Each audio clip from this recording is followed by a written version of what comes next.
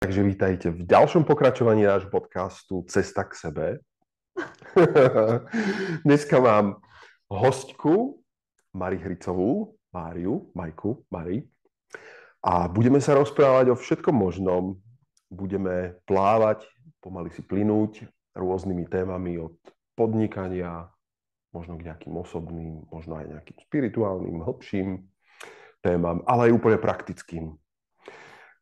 No a Mary by som predstavil, má tu obchodík bez obálček v Lučenci. Poznám ju už roky, je to moja dobrá kamarátka. A začne možno úplne obyčajnou otázkou. Povedz nám niečo o sebe. Že kto si, ako si sa dostala tam, kde si dnes. Ja sa musím Čo ťa tak napadne? do nejakej zdieľacej polohy, lebo teraz sa cítim v takej počúvatej skôr. No čo o sebe? Ako som sa dostala do Lučenca? Môžem začať tým. Nie si odtiaľto? Nie, že by som nebola akože zblízka, som z Poltára hneď vedľa, ale na strednú školu som chodila do Lučenca na gymnázium, a potom som začala chodiť do Prešova na vysokú školu, na masmediálne štúdia. A tam som si našla priateľa, ktorý bol zhodou okolností tiež stadiaľto a žili sme v Košiciach nejaký čas, potom sme sa presťahovali do Bratislavy, potom som bola vo Zvolenie, pre mňa úplne novom mieste a stadiaľ som sa rozhodla potom znova prísť do Lučenca a vôbec to neľutujem, veľmi sa teším, že som zase tu opäť. A dobre, ako si sa dostala ale k tomu, čo robíš teraz? To bola tiež cesta, nejaká profesionálna? Máš vlastný obchodík? Áno, tak ako moje posledné zamestnanie bolo vo Zvolenie na marketingu v jednej spoločnosti. Tam som vtedy aj žila, ale rozhodla som sa vlastne, že sa presťahujem do Lučenca, že tu mám nejaké väčšie zázemie, že tu mám kamarátov, ktorí mi tam veľmi chýbali. A potom som si povedala, že teda tá práca vo Zvolenie, už keď som tam dochádzala asi 2,5 roka, že ma už natoľko nevyživuje, že už nechcem sedieť 8 hodín za počítačom a že som sa dostala aj k nejakým financiám navyše, k nejakému kapitálu, o ktorom som stále rozmýšľala, akým spôsobom by som ho investovala. Takže som išla takým spôsobom, že som hľadala všelijaké projekty, lebo viem, že je strašne veľa mladých ľudí, ktorí sú šikovní, ktorí majú svoje nápady, idei a práve im chýba ten kapitál. Takže ja som im bola ochotná poskytnúť tento kapitál. Toto trvalo asi 1,5 roka. A dostali sa k mne síce zaujímavé veci, ale nič z toho nebolo to, čo by ma ťahalo, že by som si povedala, že tak do tohto chcem investovať a toto bude nápad, ktorý ja podporím. Čo tomu chýbalo hlavne, prevažne? No, myslím si, že možno práve ten taký vyšší zámer, možno nejak, že by to, že postrádalo to nejak ekológiu, čo mi veľmi chýbalo už v tej predošlej práci, že by to jednoducho malo niečo spoločné s, ja neviem, napríklad s odburávaním odpadu alebo s tým, aby sme žili z toho, čo máme k dispozícii, tak primárne, neviem to tak nazvať, boli to proste projekty, ktoré boli buď zamerané na jednotlivca, že chcel podporiť sám seba, alebo to bol nejaký projekt, ktorý išiel úplne mimo mňa, že síce možno dobrý nápad, ale vyžadovalo si to veľký kapitál a bolo to iba taká nejaká kvapka v mori, ktorá by nepomohla ako veľa ľuďom, ale bolo to zamerané iba na istú skupinu a toto mi prišlo také globálnejšie riešenie. Neviem, proste prišla som myšlienkami na to, že tu chýba bezobalový obchod v Lučenci, že vlastne tu nič také nie je, vždycky sa mi páčil ten nápad takýmto ekologickým spôsobom nakupovať a eliminovať plasty, lebo však veď všetci žijeme, takže chodíme, teda aj ja samozrejme, chodím nakupovať aj do supermarketov, lebo nemám úplne portfólio všetkých výrobkov tak zasadené, aby to spĺňalo napríklad, že nemám tam mliečne výrobky, nemám tam chladené výrobky, nemám tam čerstvú zeleninu, ovocie, potrebujem mať hlavne trvanlivé potraviny, keďže som na to sama. Takže musím aj ja navštevovať supermarkety a samozrejme tiež mi vzniká nejaký ten odpad, s ktorým sa stále pasujem, ale zase aspoň ho dokážem teraz nejakým spôsobom korigovať oveľa lepšie. No a ako sa zmenil tvoj pocit zo života, odkedy robíš toto, možno niekto to nazýva, že etické podnikanie. No, Podobne môže byť. existuje etické bankovníctvo, ktoré nezdiera ľudí. Toto je podnikanie, ktoré sa snaží v podstate mať nejaké trvalo udržateľné prvky. He? No áno. No ako sa zmenil môj život. Tak samozrejme, nikdy predtým som nepodnikala. Teraz som vlastne živnostník. Išla som vlastným spôsobom, takže cez úrad práce, cez nejakú podporu podnikania, cez projekt a už to bolo dosť náročné vlastne ísť cez všetky tie peripetie, pripraviť si ten podnikateľský zámer, čakať. Vlastne tam bola dlhá taká čakacia doba, čo som ani sama nevedela, že či vlastne robím dobre, že idem cez takýto projekt, že tam budem musieť mať práve tieto prečkávacie doby a že už som mohla otvoriť, už to mohlo byť inak. Ono to bolo veľmi, veľmi náročný proces a nie práve kvôli tomu, tak kvôli tomu, že teda rozhodla som sa, že budem podnikať vo svojom, kúpila som si budovu, ktorú som prerábala, v podstate som na to bola sama, takže som si musela vyplniť deň tak, že prinútiť sa, že ráno teda vstanem a idem maľovať, idem obkladať, idem robiť s omietkami, idem robiť čokoľvek, také skôr mužské roboty. Ty si spomínala, že sa veľa naučila veľmi z týchto veľa. remeselných Ja prác. som si povedala, že všetko, čo dokážem urobiť sama, to si urobím. Takže ja som tam čalunila nábytok, už ako som spomínala, som obkladala, skladanie poličiek, skladanie nábytku. Ako mňa to veľmi baví. Zase myslím si, že v tomto som taký chlap naozaj. Že tam je veľa tej mužskej energie, že baví ma to, naozaj ma to baví. Tak si to užívala. Trvalo to nejaký čas? Bolo to pre teba skoro, alebo sa to naťahovalo skoro, ako si to vnímala? No, Bola korona? No áno, naťahovalo sa to určite. Trvalo to možno rok a pol, keď som sa dostala do takého štádia, že alebo možno až 2, ani to už ani popravde neviem. Radšej som si to ani nepočítala, že vlastne koľko času mi utieklo, alebo tak, ale všetko je tak, ako má byť. No. No a porozprávaj, ako si stíhala popri tom taký bežný život, čomu si sa ešte okrem toho venovala, ako funguje tvoj možno aj taký bežný život, čo ťa baví, aké máš ešte hobby, okrem toho podnikania, aby sme všetci vedeli, že nie si len podnikateľka, ekonómka, remeselníčka, obchodníčka. No, tak ja som primárne na tom marketingu sa venovala grafike, takže grafiku riešila som pre seba v tomto projekte. Samozrejme vymyslieť logo, vymyslieť celý koncept tej predajne, ako čo bude. Takže tomuto som sa venovala hlavne v tých mojich záležitostiach, ale tiež mám aj tak, sa ku mne dostane sem tam nejaký klient zvonka, že potreboval by toto. Samozrejme, väčšinou je to pre známych, ale dostali sa ku mňa aj úplne cudzí ľudia, ktorým som riešila tiež nejaké grafiky. Toto mi tak akože vyplňalo, dajme tomu, nejakú finančnú zábezpeku. A takéto vnútorné vyživovanie, no tiež sa ku mne dostali ľudia, však ty si bol tiež toho súčasťou komunity okolo Svetlanky, ktorí sa dostali ku mne vlastne do priestoru, pretože je tam naozaj pekný otvorený priestor, začali sa tam vlastne všetky tie intuitívne tance, všelijaké semináre, workshopy a z tohto som mala veľmi veľkú radosť, že akurát takíto ľudia si našli vlastne cestu ku mne. No a keby si teraz niekomu mala odporučiť nejaké dôležité poznatky, lekcie, najdôležitejšie z toho celého obdobia, kto by chcel tiež začať podnikať, čo by to bolo? Aspoň 3 dôležité veci. Čo urobiť alebo neurobiť? Určite mať prichystaný kapitál tak, aby človek počítal s tým, že áno, možno polovicu obetujem do tohto projektu, lebo nikdy to nebude tá polovica. Že to bude teda dvojnásobok? Bude to vždycky viac. Nevravím, že to bude dvojnásobok, ale vždycky tam vystúpia nejaké veci, s ktorými človek nepočíta, čo sa stáva vždy. Myslím si, že nikdy sa nedá ísť úplne tak, že vyčleniť si na to nejaký istý obnos peňazí a povedať si, že áno, toto do toho investujem. Treba si tam dať naozaj veľké rezervy.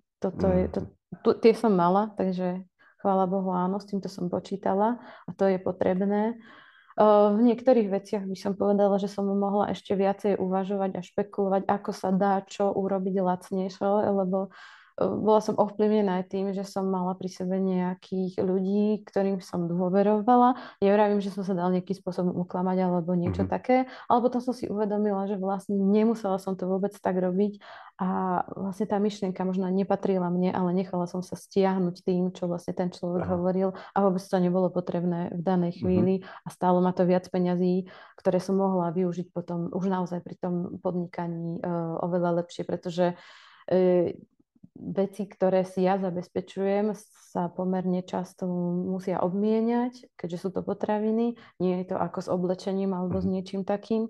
Takže tie vstupné náklady tam vlastne na tie dodávky nie sú až také vysoké ako pri nejakom inom druhe podnikaní. Takže sa to skôr týkalo možno skladby toho tovaru, čo tam ponúkaš? Alebo aj toho, ako mal ten priestor vyzerať, že do toho niekto skôr asi ako mal ten priestor vyzerať. A v podstate veľa razy som mala naozaj veľa alternatív, že takto od nejakých iných ľudí a v konečnom dôsledku som si to potom urobila po svojom a bola som veľmi spokojná, ako som sa rozhodla, že treba sa počúvať.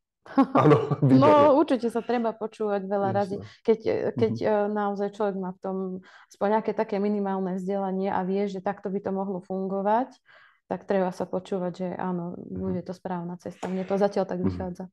Využívala si nejaké intuitívne vnímanie, nejak si špeciálne meditovala, manifestovala si niečo? Ako si na tom celom zámere pracovala? Asi tvorivý človek, hej? Či tú grafiku, či to ovplyvnilo aj nejaká hlbšia cesta. Tak áno, toto sa mi často deje, ale väčšinou je to tak, že musím prísť do nejakého bodu v živote, kedy si musím uvedomiť, že áno, zase je potrebné dostať sa nejako k sebe, cesta k sebe. A áno, aj ten priestor, v ktorom som si vyslovene vymeditovala, lebo som ho hľadala. Hľadala som ho tu, kde by taký priestor mohol byť, ktorý by mi vyhovoval. A k tomuto som prišla vlastne tak, že som išla iba okolo zavretej brány, na ktorej bolo napísané, že tu sú 2 nehnuteľnosti na predaj, na ktoré ma kamarátka upozornila a ja, ako som sa pozrela na tú drevenú bránu, to bude presne to, čo chcem. A nevidela si dnu ešte? Vôbec, ja som vôbec nevedela, čo tam je, ale presne som vedela, že tam bude to, čo ja chcem a ešte som vedela, že určite som to nenašla preto, lebo ten kapitál, ktorý bolo treba do toho investovať, bol vyšší, ako som si ja dala, moju latku. Ale v tom danom momente mi to nevadilo. Už potom som to vlastne aj našla na internete, aj som vedela, že áno, toto je to. A presne to malo tie atribúty, ktoré som ja potrebovala k tomu podnikaniu. Úžasné. Tak môžem dodať ešte to, že je to na veľmi zaujímavom mieste, priamo pri autobusovej stanici, skoro v rušnom centre Lučenca. A ja som nevidel pôvodnú budovu, v akom bola stále, ale dnes je z toho nádherný, moderný objekt vo dvore, kde sú tam ešte nejaké ďalšie prevádzky, ale nádherný priestor s úžasnou energiou, kde áno, toto sa mi ani nesnívalo, že by som tam takúto energiu mohla dosiahnuť. A to je pre mňa naozaj veľmi dôležité, že prídu tam ľudia a fakt to najčastejšie sa stretávam s takou reakciou, že mi povedia, že aké to tu máte pekné, aké príjemné. A to je pre mňa úplne najväčšie pohľadenie, lebo tak lebo to človek nedosiahne iba tak a ani neviem, akým spôsobom sa mi to vlastne podarilo. Takže veľmi som za to vďačná, že sú takéto reakcie a že sa tam ľudia cítia príjemne. Ja som tiež vďačný za to, tiež som tam robil zo pár akcií. Hore sme takisto tancovali, ako si spomínala. A vieš mi povedať, čo všetko sa tam deje? Aké také zážitky tam ľudia prežívajú? Aké sú tam emócie v tom priestore? Čo tam? Je to obchod, ale zároveň je tam aj malá čajovňa, kaviarnička. A tak poviem, že vlastne mňa tam niektorí ľudia, keď tam vojdu, je na tom smiešne a už som možno taká akože aj, ako by som to povedala, niekedy reagujem možno tak prehnane, ale keď tam niekto vojde a prvá otázka je, a tu vás aj ľudia nájdu? A ja poviem, že nie. Tak ako, lebo mi to príde taký paradox, že keď ma našiel ten človek, tak samozrejme, že ma tam ľudia nájdu. A ja som rada, že ma nájdu a práve, že ide o to, že ja mám veľmi dobrých zákazníkov. Jednoducho tam si nájdu cestu veľmi milí a príjemní ľudia. A neviem, čo viac môžem chcieť, no už iba viacej takých ľudí. To je jediné, ale ja mám tak dobrých zákazníkov, že taká dobrá energia tam vzniká. Naozaj my tam rozoberáme také ťažké témy niekedy, že mám pocit, že naozaj niekedy sme tam ako nejaké psychologické sedenie.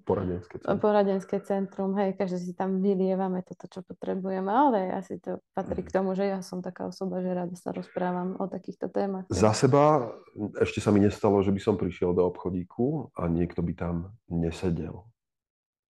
To znamená, ako ľudia tam radi trávia čas. Áno. A myslím si, že to nie je len priestorom, ktorý má pečať tvojho ducha, toho, ako si to nadizajnovala, ale myslím, že to je aj tvojou osobou, tým, ako vyžaruješ. Ja to tak vnímam minimálne. Že ten, kto vedie ten obchodík, je rovnako dôležitý. Ten duchovný áno, určite s tým súhlasím, lebo viem, že veľa ľudí tam chodí viac menej kvôli tomu, aby sa so mnou porozprávali. Čo je niekedy pre mňa aj nevýhoda, pretože veľa razy nestíham veci, ktoré tam jednoducho musím robiť, čo sa týka prevádzky, prijímať tovar, preceňovať a tak ďalej. A jednoducho nemám na to priestor. A zvažovala si nejakú možnosť, že by si tam mala niekoho, kto by chodil alebo by trávil čas ako nejaký takýto terapeut, zabávač, by ťa odbremenil? Aha. No neviem, na koho by som hodila toto bremeno. V úvodzovkách. Nie, to sa nedá. Jednoducho, to je jasné, že veľa kamarátov tam za mnou chodí a chcú tam tráviť čas so mnou a že im je príjemná vlastne spoločnosť, ako aj mne je ich, samozrejme. Nie, toto sa nedá vyriešiť nejakým spôsobom. Na margo toho ešte, že či ťa ľudia nájdú, ja si nemyslím, že je to priestor, ktorý bol príliš vzdialený nejakej frekventovaným miestam, ale skôr naopak, že tí ľudia tam nájdu to zátišie, že napriek tomu, že to je takmer v centre, tak v lete myslím, že tam máš stále posedenie aj vonku, čo by sa nedalo, keby to bolo priamo na ulici. Áno. Takže tu, tým, že je to vo dvore, človek si prejde možno tých 25 metrov navyše, ale má tam naozaj úplne krásny pokoj a môže si posedieť, porozprávať sa v úplnom tichu. Ty si tam robila dokonca aj kino, pokiaľ viem. Áno, v rámci letných filmových dvorov sme tam mali možno 2 premietačky, ale to nie je pod mojou záštitou, to v podstate závisí na aktivistoch filmového klubu, ktorí ma oslovili a to bolo tiež veľmi príjemné. A dokonca som tam mala jeden koncert, ktorý bol veľmi úspešný, až som sa čudovala, lebo moja kapacita vlastne na sedenie je tam možno tak 20 ľudí, že to je relatívne malý priestor, ani to nebolo zamýšľané ako nejaká veľká kaviareň, keďže som vedela, že prevažne tam budem robiť ja, maximálne niekto, tak aby sa to dalo všetko zvládať. Tak vtedy tá moja kapacita bola asi dvojnásobná, vtedy sa sedelo všade, ale to bolo vonku, vo dvore. A to bolo niečo nádherné. Ja som ani nečakala. To ma tiež jedna známa oslovila, či by sme mohli urobiť takú a takú spoluprácu. Samozrejme, ja som otvorená úplne všetkému. Takže ešte raz, ak by si to chcela zopakovať ako výzvu, vedela by si to nejako zarámcovať? Že čo by to mohlo byť, ak ľudia by o to mali záujem? Je to koncert alebo event, ktorý by sa odohrával vonku? Teraz, ako to myslíš, že keby bol záujem z nejakej strany usporiadať tam nejakú akciu? Podobného typu. Ja vravím, ja som otvorená úplne čomukoľvek, ak to nie je v nejakom rozpore s mojimi morálnymi zásadami, tak ja budem vďačná, že ten priestor bude fungovať na prezentáciu vlastne akýchkoľvek tvorých aktivít alebo nejakých prezentácií, buď to o zdraví, o starostlivosti o zdravie, alebo duševné zdravie, o čokoľvek. Čo sa týka akcií, tak pravidelne sa u mňa konajú také prednášky ohľadom zelených potravín. Momentálne je naplánovaná aj jedna prednáška ohľadom kolagénov, tiež veľmi príjemná pani. raz do mesiaca alebo raz za 1,5 mesiaca chodí ku mne vlastne ajurvédsky doktor, ktorý tam robí diagnostiku so svojimi klientmi. Tiež sme mali workshopy na maľovanie alebo na nejaké iné tvorivé aktivity, napríklad mandaly sa tam robili, alebo tvorivé dielne z FIMA, z hmoty takej modelovacej.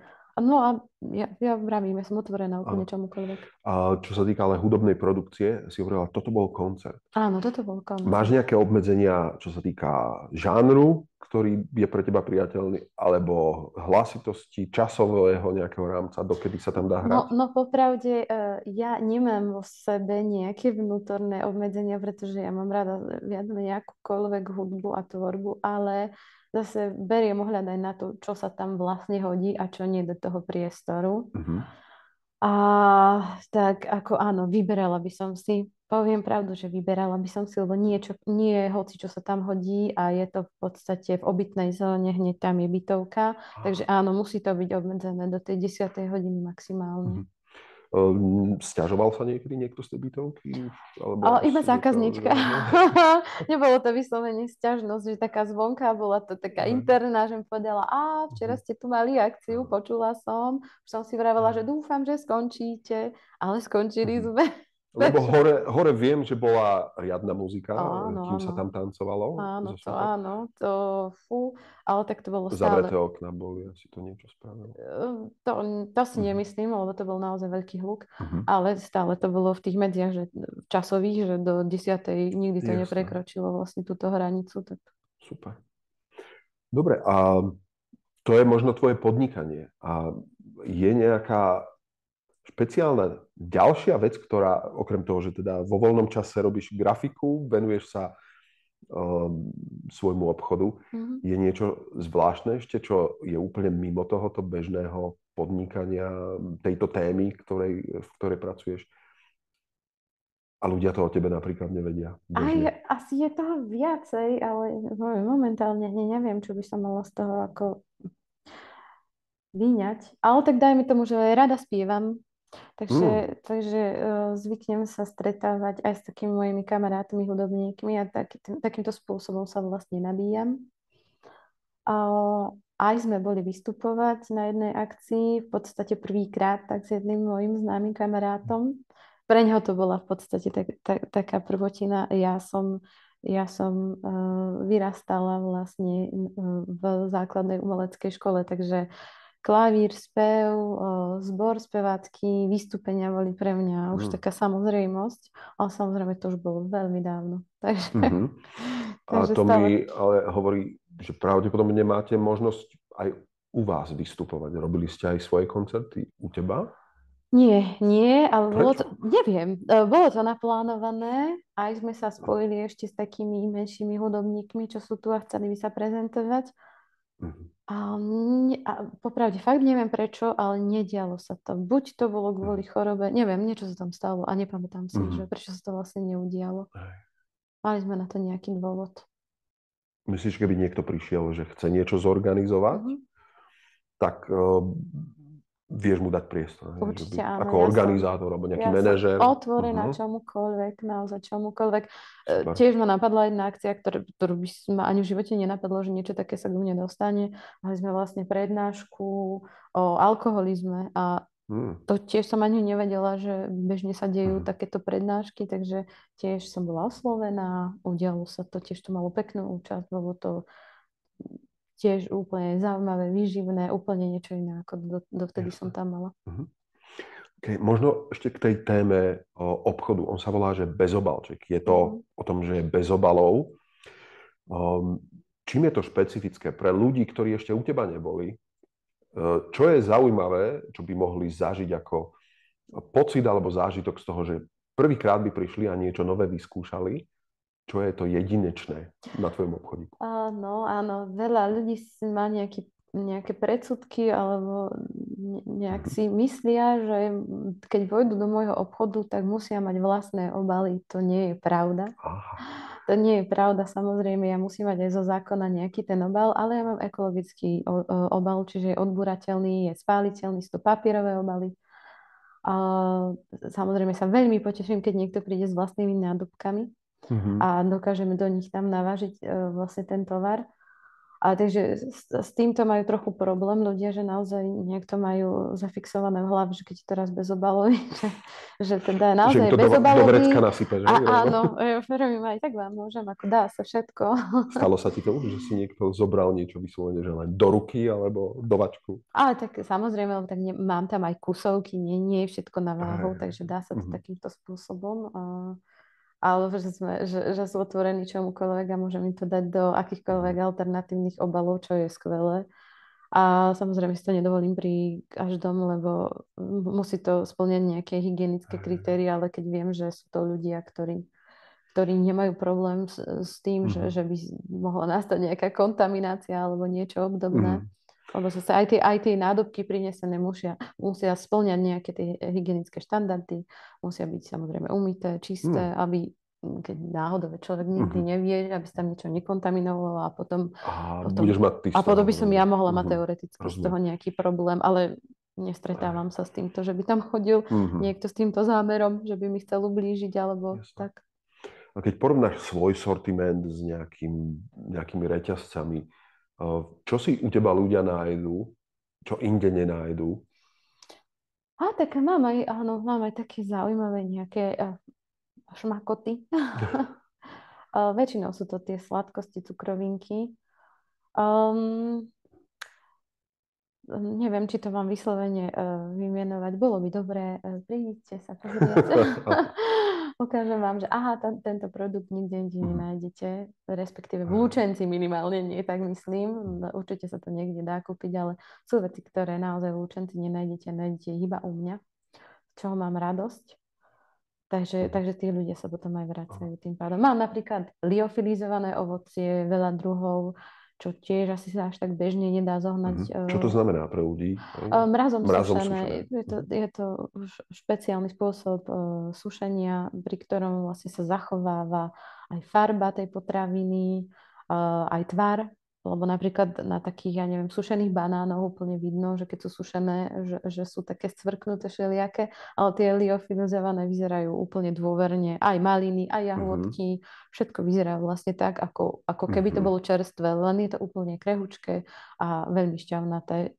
Teda tak to poviem, šťavnaté v tom zmysle, že naozaj sa tam zachováva tá chuť, čiže sladké a úplne to stimuluje všetky bunky. Nie je to docukrené, dosladované. Nie. To je úplne, že fakt čisto. Je tam kvalitné ovocie, ktoré chutí úplne autenticky. Možno poslednú vážnu tému a potom už len tie ľahké budeme. Ako vnímaš konkurenciu všetkých reťazcov? Ako to dávaš ako maličký obchodík aj cenovo? Je to možné tam podliesť? No práve toto alebo aspoň sa vyrovnať? Toto je ten veľký paradox, čo ja si vravím, že wow, tak toto ma úplne prekvapilo. Mne chodí väčšina tovaru tak, že v nejakých vratných vedierkach, veľkých plastových. No a sú nejaké potraviny, ktoré tam mám, obilniny, strukoviny, soja napríklad, ktoré mám v lepšej cene ako v reťazcoch, čo je pre mňa úplne nepochopiteľné, z čoho mám samozrejme aj radosť, len si tak vravím, že aká tam môže teda vznikať marža, že to je neuveriteľné. Keď ja si môžem dovoliť to predávať za túto cenu, veľké supermarkety, že to majú drahšie, tak to znamená, že tam musia mať oveľa väčšiu maržu a je to pre mňa úplne nepochopiteľné. Naozaj sú potraviny, ktoré sa nájdú u mňa v lepšej cene ako vo veľkých supermarketoch, z čoho mám naozaj radosť. Takže nie je to argument, hej, že malý obchodík bude mať všetko automaticky drahšie. Nie je. Veľmi dôležitá vec. Predsudok, hej, ktorý môžu mať ľudia. Popravde, ja som mala tieto predsudky. Mala a väčšina bezobalových obchodov je drahá. Je to tak? Neviem prečo, či sú na nejakých takých špecifických miestach, že potrebujú platiť, ja neviem, veľa za nájom alebo akým spôsobom, ale ja si veľmi na tom zakladám, aby tie potraviny neboli drahé. Proste, aby neprišiel tam človek a povedal si, že fú, tak aké to tu máte drahé. Lebo ja nie som bioobchod, ako väčšina ľudí si to mylne myslí v vode s tým, že vy tu máte také zdravé a také bio. Nie, toto nie je v podstate zámer tohto obchodu. Nie, že by som mal nezdravé veci, ale nie je to vyslovene na bio kvalitu zamerané. Ide práve o odbúranie tých obalov, toho obalového materiálu, aby sa eliminoval ten plast na čo najnižšiu možnú úroveň. Jasne. Takže neviem, akým spôsobom iným sa to dá v meste dosiahnuť. Perfektne, takže za podobnú cenu minimálne, čo je v reťazcoch, si ľudia môžu s dobrým svedomím, s čistým svedomím vlastne kúpiť to isté, ak nie, prípadne ešte lepšie veci. Samozrejme je potrebné trošku plánovať a rozmýšľať nad tým, že áno, idem do toho obchodu, tak keď sa chcem pripraviť na to takým spôsobom, že si donesiem vlastné nádobky, tak treba teda si ich doma aj pripraviť naozaj. A výhodu to má podľa mňa dosť takú, že keď vojdete do môjho obchodu, nekúpite si niečo, čo nepotrebujete. Aspoň mne to tak vychádza. No, lebo samozrejme, ide človek do supermarketu, vidí tie obaly, tie akcie, ako to na mňa tam bliká. Mne sa to stalo a nie raz, že som išla kúpiť jednu vec a samozrejme prišla som s 10 vecami navyše, ktoré som v podstate ani nepotrebovala, ani nešla kupovať. A nekúpila som si tú zásadnú potravinu, ktorú som tam išla. A tu nie zrovna. Áno, stalo sa mi to. Stalo sa mi to už dávno. A toto sa veľmi u mňa momentálne zmenilo, toto nákupné správanie, lebo ja už veľmi málo chodím do supermarketov. Chodím iba do toho najmenšieho, čo je tam hneď pri mne a veľmi mi to vyhovuje, lebo si tam chodím kupovať naozaj iba zeleninu, ovocie a mlieko a mliečne výrobky a v podstate nič iné mi tam nechýba. Ja verím tomu, že je veľmi jednoduché podľahnuť tým nákupným. Je možné povedať, že u teba je aj nižšie množstvo priemyselne extrémne spracovaných vecí? Alebo hovoríš, že ľudia povedia, že nie je to bioobchod, ale tým, že sú to veci, ktoré tak sú to jednodruhové potraviny prevažne, takže áno. Perfektné. Áno. Toto je jedno z kritérií, ako som tomu porozumel aj, vo výživových problémoch. Toho, že priemyselne spracované potraviny majú veľké množstvo komponentov, extrémne spracované a robia veľký problém. Mám tam jednu sladkosť, ktorú aj spomeniem, volá sa to ladu. Je to taká ajurvédská sladkosť, ktorá je robená vlastne z cícerovej múky alebo z pohánkovej múky, podľa toho, aký variant si človek vyberie. A naozaj táto sladkosť pripomína tvárom, dajme tomu krovku, takú tú poľskú krovku. Cukrík. Áno. Aj konzistenciou, len je to trošku väčšie. Je to vlastne taký obdĺžnik, taký kvádrik a v tejto sladkosti, podľa toho, že ktorú si človek vyberie, najobľúbenejšie také, že slaný karamel alebo mandľové, tak v nich myslím, že v zložení sú iba 4 veci, čo je podľa mňa neuveriteľné. Naozaj nič iné, žiadne éčko, nič tam nie je. A ľuďom to veľmi chutí, fakt. Je to akože vynikajúca náhrada za nejakú takú bežnú sladkosť, keksiky, horálky, milí, neviem čo. Takže toto veľmi odporúčam. Máš cestoviny napríklad? Pravda, že mám. To, čo najčastejšie ľudia aj spotrebovávajú, čo môžu naozaj že kúpiť na kilá, že vedia, že to minú do mesiaca. Áno. Cestoviny, rýža. Hej? Cestoviny, rýža, strukoviny, soja, iné obilniny. Super. Treba prísť pozrieť, je tam toho veľa. Ako veľa razy sa aj zasmejem, keď sa ma niekto spýta, a čo tu máte? Mala by som vám to všetko vymenovať. Ale úprimne poviem, keď som v takej nálade, že naozaj, že sa mi chce, tak toto poviem, tak, alebo vidím, že ten človek má o to úprimný záujem, tak prejdem normálne všetky pulty a poviem, túto vec mám v dobrej cene, toto veľa ľudia kupujú, toto je tiež zaujímavé a poviem, že ktoré veci sa najviac kupujú a ktoré má čo akú výhodu. Lebo mám niektoré veci, ktoré nekúpi naozaj človek bežne. Napríklad popcornovú kukuricu. To veľa ľudí viem, že tam prišlo, že vy to máte. Iba raz za týždeň, v sobotu k televízii. No a ja som sa toho trochu bála, som sa na to tak pozerala, že wow, a teraz toto sa ako pripravuje? No úplne jednoducho. Dá sa olej, dá sa táto popcornová kukurica, dá sa to na oheň, zavrie sa ten hrniec, aby to samozrejme nebolo všade po kuchyni a ona tak nádherne vypukala, že ja som na to úplne... A netreba k tomu ten sáček do mikrovlnky. Nie, a ja som tam nenašla ani jedno nevypukané zrnko, čo je zase už podozrivé. Úžasné.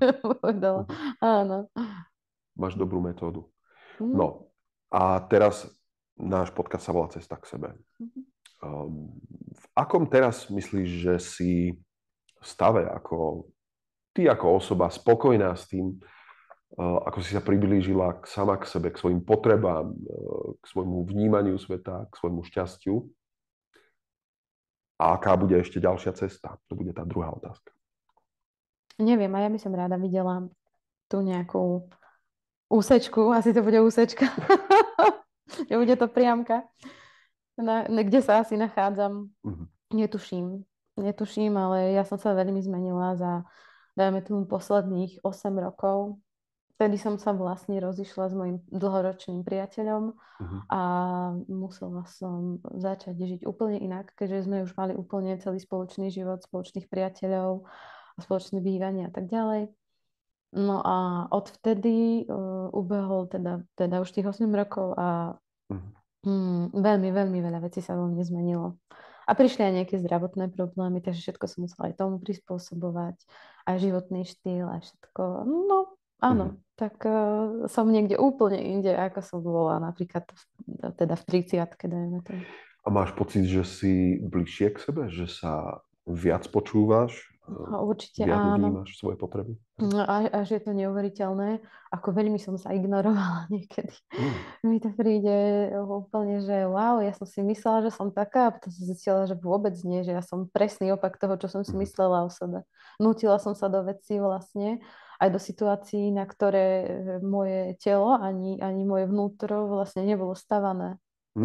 Naozaj, naozaj. Ja som bola dosť taký ten párty človek a všade som potrebovala byť a energeticky ma to hrozne ubíjalo. A teraz už dokážem byť sama so sebou, dokážem byť v kľude, dokážem si nájsť ten čas pre seba, čo bolo niekedy pre mňa úplne nemysliteľné. Ale ono to veľa súvisí aj s tým, akým spôsobom som vyrastala a mala som isté obdobie veľmi osamelý svet, život, a čo sa týka rodiny. Takže ja som si to potrebovala nejakým spôsobom kompenzovať. Stále som potrebovala byť v nejakej spoločnosti a mal som pocit, že niekedy mi je aj jedno, aká je tá spoločnosť, len nech je tá spoločnosť.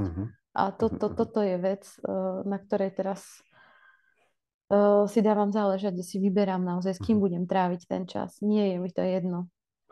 Aj keď idem na nejaký výlet alebo niekam, vždy si vyberám, aby som bola v príjemnej spoločnosti, aby som nešla na nejakú cestu alebo na nejaký trip teda s niekým, kto mi nevyhovuje, kde viem, že tá energia je niekde úplne inde. Ja nehovorím, že je to zlý človek, alebo len cítim, že sme proste úplne na inej vlne a inak sa to v nás chveje, takže toto už nerobím. Aký má pre teba význam partnerský život a rodina prípadne?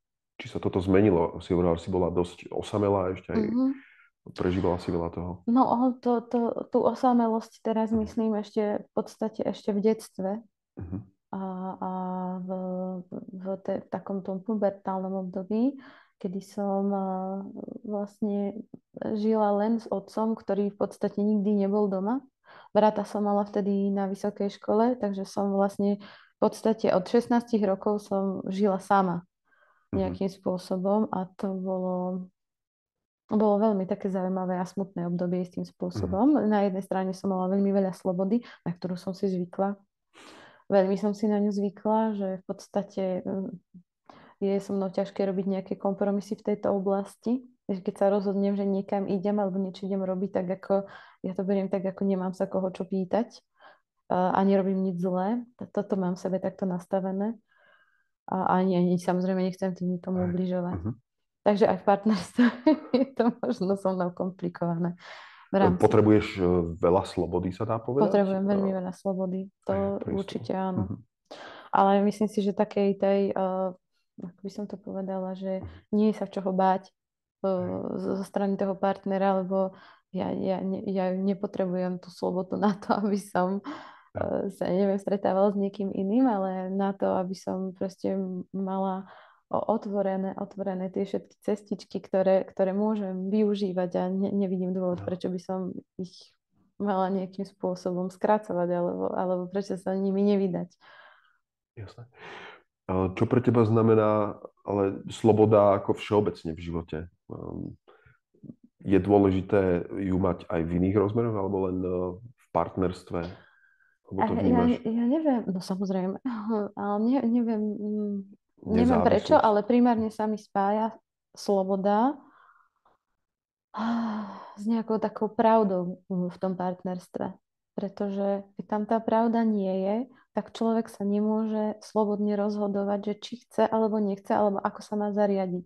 Potrebujem počuť, ako to má ten druhý, aby bol ku mne maximálne úprimný, aby som sa vedela podľa toho zariadiť. A to isté by som bola rada, aby vyžadovala aj odo mňa. No. A tu prichádzaš k jednej zaujímavej téme, ktorá s tým súvisí, a to je zraniteľnosť. Tým, že človek povie na rovinu, čo cíti, často môže otvoriť aj naozaj svoje najzraniteľnejšie miesta, svoje prežívanie. Si ochotná byť zraniteľná? Som, áno. Práve, že ja to vyžadujem. Ja si to veľmi vážim, keď je niekto k mne naozaj úprimný a povie mi, čo si myslí. Toto je pre mňa taká jedna z obrovských cností, ktoré mi môže niekto dať. Že mi povie na rovinu, že takto to je a naozaj ja to v podstate od neho vyžadujem, od toho partnera, od toho človeka. Chcem to vedieť, lebo to vidím ako jediný spôsob, akým sa môžem posunúť. A vyžaduje to aj určité ako úrovne toho, ako komunikuješ s partnerom. No. Ty si mala nejaký v živote zvláštny spôsob toho, ako si sa naučila fungovať vo vzťahoch, ako komunikuješ? Čo ťa najviac posunulo v tomto? No to práve neviem, lebo ja som doma nikdy nevidela nejaký ten vzťah, vlastne vzťah otec-mama, ako ich nejaký manželský vzťah, alebo taký ten partnerský. Vlastne nemám ani len jediný záblesk z toho, z detstva, pretože mamina mi zomrela, keď som mala 8 rokov a naši už vtedy boli rozvedení a v podstate otec nikdy nebol doma. Ja som nikdy nevidela, akým spôsobom spolu komunikujú. Tak ani neviem, skadiaľ som si zobrala nejaký ten vzorec toho, ako to má vyzerať, alebo akým spôsobom by som sa mala správať v tom partnerstve. Takže tu vidím nejaký problém, pretože aj keď vidím pri nejakom partnerovi, že vlastne niečo musí vykomunikovať s mamou alebo s otcom, tak pre mňa je to úplne niečo, čo som nikdy riešiť nemusela. Aha. Lebo som, nie že by som to nechcela, ale takým istým spôsobom to riešil so mnou ten môj otec, ktorý nikdy nepovedal ani kde ide, ani kde sa nachádza, alebo proste nekomunikoval. Nekomunikoval a bolo to pre mňa vlastne veľmi nepríjemné a tým pádom aj ja som sa zavrela v tejto komunikácii k nemu, že som si povedala, že teda ho to asi nezaujíma, nemusím mu hovoriť, kam idem. Ale myslím si úprimne, že naozaj ho to nejak nezaujíma, že vlastne čo sa so mnou deje, alebo kde sa nachádzam, alebo tak nepotrebuje to vedieť. Ako vnímaš ale povedzme tie dve polarity, mužskú a ženskú? Si hovorila, že si nemala priamo vzory. Je podľa teba dôležité budovať si nejaký ženský element v sebe ako žena? Očakávaš takisto od muža, aby mal nejaké zvláštne mužské prvky, prejavy a prečo to je vôbec celé dôležité? No to mi asi skôr povieš. Možno niekedy. Viem, že je to dôležité istým spôsobom. Ja som toto dlho v sebe riešila, pretože mám pocit, že nie som dostatočne ženská v niektorých smeroch. Ale paradoxne zase muži, s ktorými som sa stretávala v živote, mi hovorí, že na nich pôsobím veľmi ženský. Práve, že mám tam tú ženskosť veľkú. Ale medzi ženami sa tak necítim. Zaujímavé. Čo ti chýba podľa teba oproti tej ženskej, typickej nejakej spoločnosti, alebo tomu archetypu ženy? Či to vieš popísať? Neviem to vôbec popísať, netuším. Ja mám pocit, že možno, že to, že som taká veľmi slobodná a že sa tak nepodriadujem niektorým veciam, alebo že nespadám do tých stereotypov, že nechce sa mi riešiť veci ako, ja neviem, nechty, vlasy, alebo nejaké také...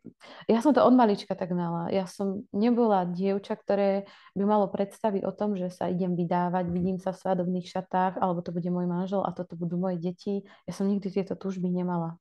Ja som tomu vlastne nerozumela že čo riešia tie moje kamarátky, že ako sa chce veľmi vydávať, ako bola som veľmi rada toho súčasťou, Áno. aj keď som mohla ísť na svadbu, veľmi som sa z toho tešila, ale keď sa to má týkať mňa, tak mám z toho asi nejaký strach, alebo ja neviem, možno z nejakého záväzku. Tak našťastie, ako muži hovoríš, hovoria, že im nechýba ten ženský element u teba, No, nie. tak pravdepodobne si získala len to, čo by možno všetci chceli. Že autenticky, prirodzene, spontánne máš takisto svoje ženské vyžarovanie.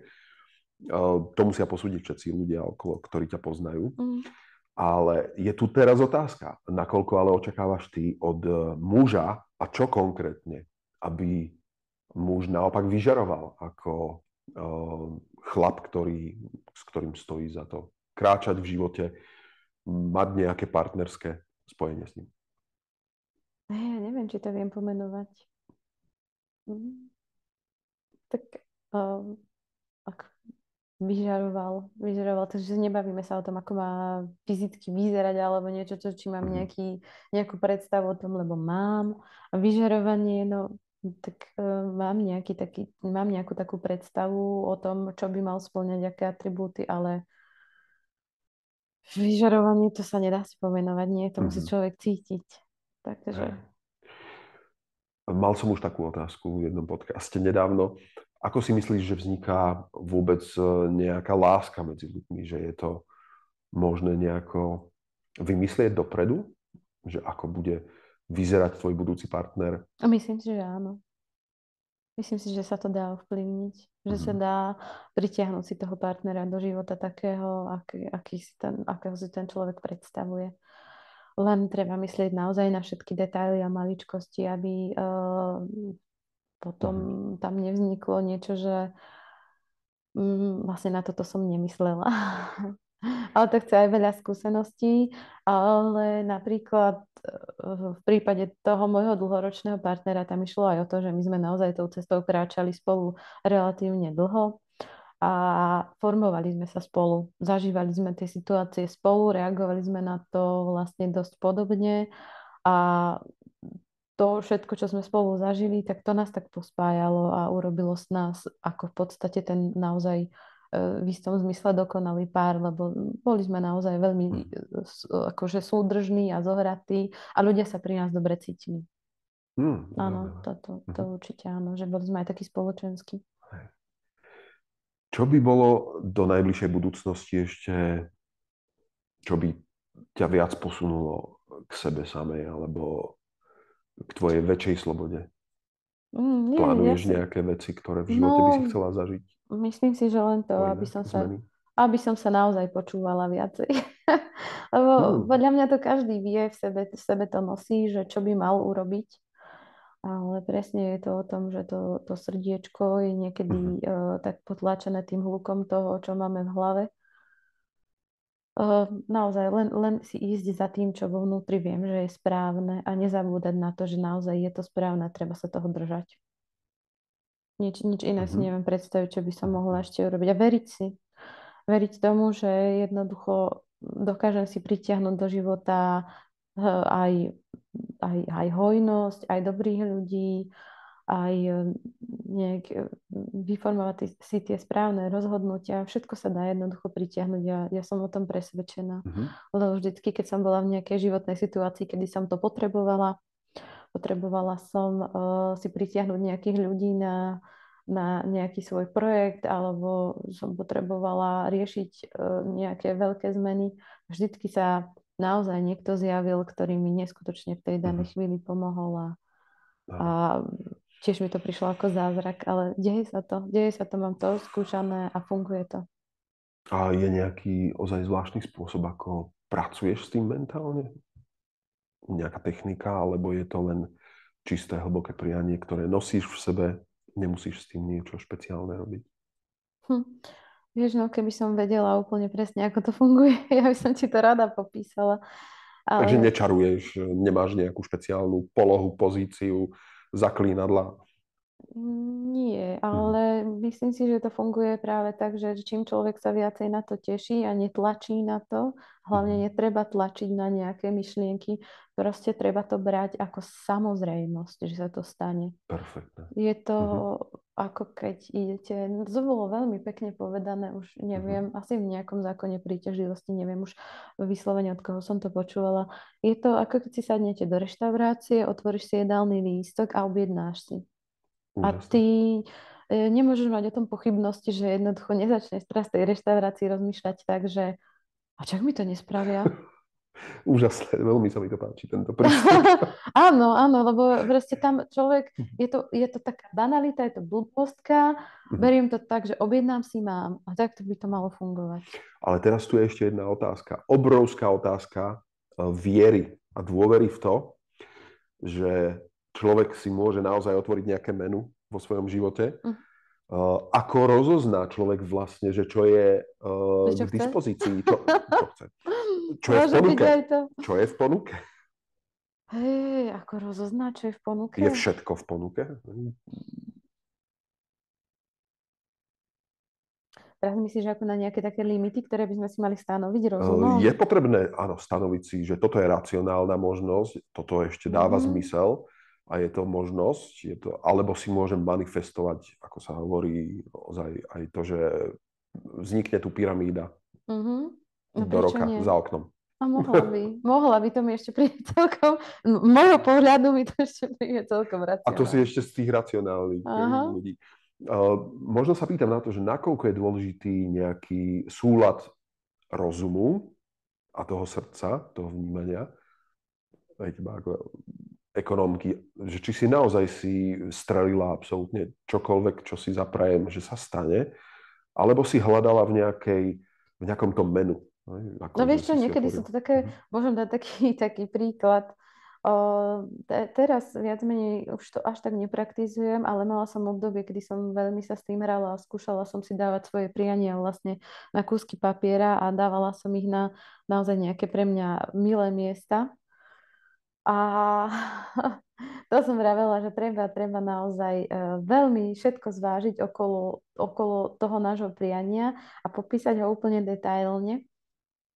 To bola taká úplná sranda napríklad s jednými topánkami, ktoré som chcela. Veľmi som si manifestovala teda, že takéto chcem mať topánky, presne som napísala, ako by mali vyzerať, ako by sa mali viazať, koľko by mali si stáť, alebo ako ich mám získať. Si ich nevidela predtým, tento konkrétny model? Nie, ale mala som nejakú predstavu, že chcem takéto a nevedela som ich nikde nájsť.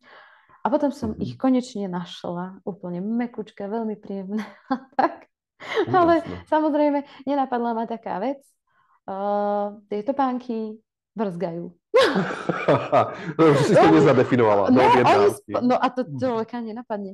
Oni spĺňali úplne všetky atribúty a taká hlúposť. Mne to nedá, ale toto celé mi evokuje to, že to podobne to môže byť aj s partnermi. No, že ľudia snívajú o konkrétnom človeku áno. a potom zistí, že vrzga napríklad. Áno, to je presne to. To treba byť úplne konkrétny. To je zaujímavé. Inak veľmi blízko si aj trafila vlastne prístup, ktorý ruský jeden autor, Vadim Zeland, popisuje ako transurfing reality, ale tam je ešte tá metóda zaujímavá tým, že on hovorí, že si môžeme vyberať rôzne verzie reality, ale nesmieme, a je veľmi ťažké, realitu nejakým spôsobom na silu pretvárať. Takže ako si ty spomenula to menu, preto vo mne tak zarezonovalo, že je úžasné pochopiť to, že aké sú k dispozícii tie možnosti a vôbec ich vidieť. Rozpoznať, aké sú tie rôzne dvere k tým rôznym verziám reality. No a preto som aj chcel sa ťa spýtať, že ako ty rozpoznávaš tú realitu? Či máš dobré vnímanie, rozpoznávať nejaké príležitosti videnia? Alebo je to skôr o tom, že naozaj si ideš iba po nejakých svojich snoch a tvoríš v kreatíve? Nie. Myslím si, že normálne idem v rámci takých tých prírodzených mantinelov, že si pozriem, že áno, som fyzické telo a viem, čo asi môžem a dokážem a viem a čo by asi som si mohla prijať, aby to zase bolo naozaj nejak tak v úvodzovkách pri zemi, že nebudem si prijať, ja ani neviem, že aby som mala, ja blbosť poviem, do 5 mesiacov zdravé dieťa, lebo tiež je to taká banalita, vieme, že normálne potrebuješ mať 9 mesiacov na vynosenie toho potomka a tak ďalej, aby bolo všetko košer, tak vieš, že nebudeš proste prijať niečo, čo je iba tak z polovice reálne, už iba z takého toho nejakého poznania. Jasné. Ale do roka by to išlo. No tak áno, teoreticky áno. Okay. Neviem, či chceš zachádzať aj do takých detailov. Nie. Ako tvoja predstava o rodine alebo o nejakej budúcnosti? Či máš to nejako vyhranené? Toto asi nie je úplne téma pre mňa, lebo vravím, pochádzam z takej dosť inej rodiny a ja sama ešte neviem, ako mám toto presne nastavené. Tak to poviem, nie je to momentálne pre mňa priorita. Pre mňa je priorita to, aby som bola nejak naozaj vnútorne spokojná a nevidím to, že by som sa mala realizovať nejakým spôsobom tak, že idem tlačiť na to, aby som si zakladala rodinu, aj keď na to už mám vek dávno.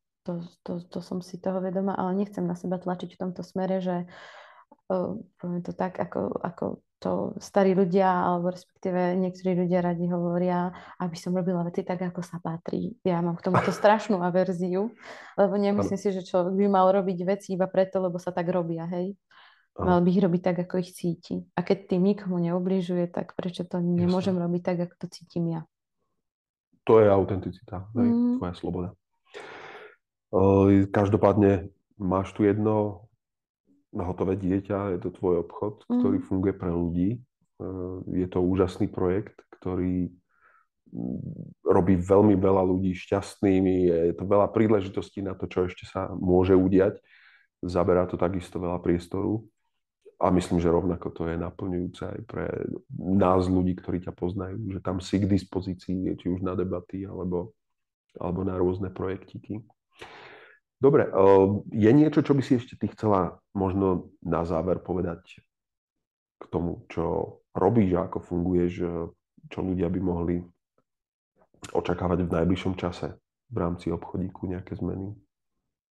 Ja nechcem nič také plánovať. Budem veľmi rada, keď sa do mne dostanú ľudia, ktorí sa tam majú dostať, ktorí si urobia vlastne presne priestor, ktorí hľadajú nejaký priestor na svoju sebarealizáciu a budem veľmi rada s nimi spolupracovať, lebo to ma veľmi obohacuje. Keď je to dokonca ešte nejaký taký projekt, ktorý mňa vyslovene tak ako fascinuje a oslovuje, že áno, toto je vec, ktorá mi bude potešením, že sa bude šíriť práve v mojich priestoroch. Takže organizátori eventov, hudobníci, ľudia s zaujímavými nápadmi, navštívte Mary. Môžete si posedieť, dať si s ňou nejakú kávičku a porozprávať sa o vašich zámeroch, o tom, čo nové môže vzniknúť. A je mi ešte tak ľúto, neviem, či sa toto môže dostať k niektorým z tých ľudí, na ktorých by som chcela apelovať, že si neveria niektorí ľudia. Naozaj majú schopnosť, ktorú nemá hocikto. Oslovila som ich, aby teda sa udiala nejaká buď prednáška alebo workshop u mňa a nemajú na to dostatok, neviem, nejakej sebadôvery. Bola by som veľmi rada, keby toto dokázali v sebe zlomiť a nemajú sa čoho báť, že u mne chodia len dobrí ľudia. Že aby to konečne v sebe zlomili a aby sa nám podarilo dostať niektoré myšlienky medzi ľudí, ktoré sa bežne nedostávajú a možno boli sami prekvapení, ako by to krásne zafungovalo. Lebo ja som o tom presvedčená, že áno. Ale aj toto minimálne, čo hovoríš, už je určitá forma toho, ako tým ľuďom pomôcť vieš, že ich vieš nejakým spôsobom viesť, aj potiahnuť. Máš k dispozícii nejaký priestor, aj svoje skúsenosti a toto, čo si teraz hovorila, je pre mňa tiež výrazná motivácia pre ľudí. Už len to, že im to vieš povedať, ak sa s tebou stretnú. A ja dúfam, že to pre ľudí nebolo príliš náročné to prijať Ešte to by som možno povedala, že treba veľa razy špekulovať nad tým, že vlastne aké máme možnosti, pretože mne sa to veľakrát stalo v živote, že som si myslela, že môžem ísť iba týmto smerom a potom mi to prišlo úplne vtipné, že ako som ja mohla takto rozmýšľať, veď tých možností je tak veľa a ako som sa mohla limitovať iba tým jedným smerom, keď je tu tie dvere a dá sa to všetko krásne poskladať.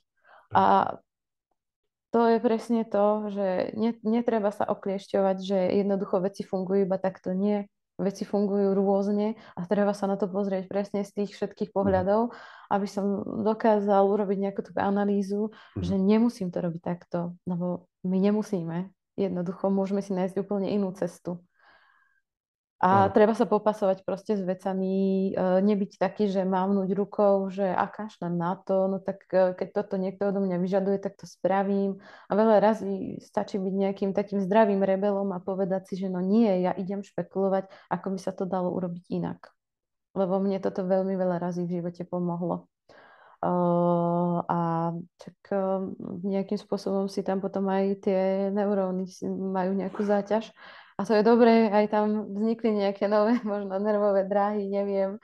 Prišlo mi to tak, že niekedy som vymyslela takú vec aj v tej meditácii, ale aj tak jednoducho, že iba príde ten nápad, že wow, a ako som toto nemohla doteraz vidieť. Funguje to. Možno stačí zmeniť prostredie, stačí si, ja neviem, ísť zabehať, zašportovať, hoci čo inak urobiť. Ešte taký príklad. Raz som sa tiež tak rozhodla, že nejdem teda mojimi zaužívanými cestičkami k obchodu, ako bežne chodím. Išla som úplne inak, trošku som si to tak akože nadbehla. Urobila som si takú obkľuku a presne som na tej ulici našla auto s ľuďmi, ktorým som sa snažila dovolať deň predtým a nikto mi tam nedvíhal. A našla som ich tam konečne, mohla som ich osloviť, že ja som presne vás hľadala. Včera nevedel som sa dovolať. Pán mi povedal, áno, včera bol problém, nevedel sa nikto k nám dovolať. A bola to taká jedna poruchová služba, ktorej som sa snažila dovolať. A to mi prišlo tiež také čarovné, že nikdy stadiaľ to nechodím. Odrazu stretnem presne tých, ktorí som potrebovala stretnúť. Ale krásne to funguje. No jednoducho tá naša komfortná zóna nás úplne zabíja. Takže treba ísť, treba skúšať tie cestičky, aké máme všetky možnosti, lebo naozaj človek si to veľa razy neuvedomuje, ako má silu. Ako málo stačí k tomu, aby sa veci pohli a zmenili. Úžasné. Toto by som celé možno zhrnul ako dôležitú vec, ktorú ktokoľvek bude chcieť spoznať ako zaujímavú nový prístup Mary je v tom hlavne, že je schopná vidieť cesty, kde ostatní zatiaľ nie sú, slobodne sa vydať novými cestami a takisto vnímať nové možnosti, nové spôsoby, ako inak riešiť svoj život a veci okolo. Áno, ja to beriem ako výzvu, takže snažím sa úplne tak nejak inak rozmýšľať a naozaj cítim, že som sa pohla v tomto smere veľmi, pretože aj keď som mala riešiť nejaké také technické veci, tak ma napadalo neskutočne veľa riešení a až som sa čudovala, že wow, tak toto by ma pred 10 rokmi určite nenapadlo. A začala som nejak úplne inak vnímať nejakú problematiku, že aha, veď aj takto sa to dá spraviť, aj takto sa to dá spraviť. A predtým som si myslela, že je iba jedno riešenie a vôbec nie. Super. Tak ja dúfam, že sa veľa ľudí vydá k tebe, že si posedí u teba a kľudne nech sa porozprávajú aj o svojich nápadoch alebo myšlienkach, projektoch. A Mary je teda úspešná podnikateľka, podaril sa jej projekt, žije si svoj život, svoj zámer, rozmýšľa inak, má na to dostatok slobody, aby schádzala z tých bežných vychodených cestičiek. Ja ti budem prijať a teším sa na všetky ďalšie stretnutia. Aj tu budeme radi, ak sa stretneš znovu a budeme sledovať tvoju cestu k sebe. A nech sa darí aj bez obálčeku. Aj tebe, aj v súkromnom živote. Aj no ja ďakujem, že som mohla byť súčasťou tohto tvojho projektu. Dúfam, že to veľmi veľa ľudí tiež tak ocení a že ich to niekde nakopne možno na ceste životom. Určite. Bolo to veľmi inšpirujúce. Ja. Ďakujem. A ja. Do počutia a dovidenia.